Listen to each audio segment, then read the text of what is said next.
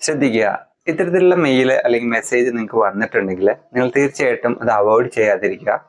ഒരു Indian resident ആണ് നിങ്ങളെങ്കിൽ നിങ്ങൾക്ക് ITR റിട്ടേൺ ഫയൽ ചെയ്യുന്ന സമയത്ത് നിങ്ങളുടെ ഫോറിൻ അസറ്റ് അതുപോലുള്ള ഫോറിൻ ഇൻകം നിങ്ങൾ തീർച്ചയായിട്ടും ആ ഇൻകം ടാക്സ് റിട്ടേണിൽ നിങ്ങൾ ഡിസ്ക്ലോസ് ചെയ്യണം.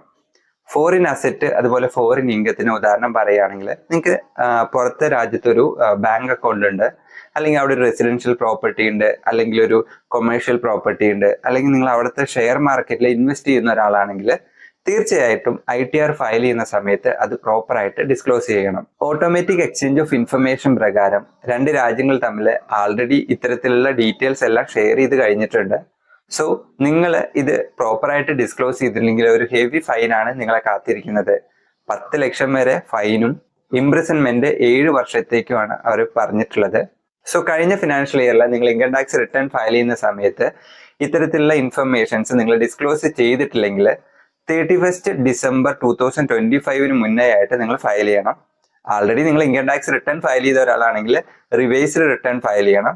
ഇനി ഇൻകം ടാക്സ് റിട്ടേണേ നിങ്ങൾ ഫയൽ ചെയ്തിട്ടില്ലെങ്കിൽ ബിലേറ്റഡ് റിട്ടേൺ നിങ്ങൾ ഫയൽ ചെയ്യേണ്ടതുണ്ട്. സോ കൂടുതൽ ടാക്സ് റിലേറ്റഡ് വീഡിയോസിനായി ഫോളോ.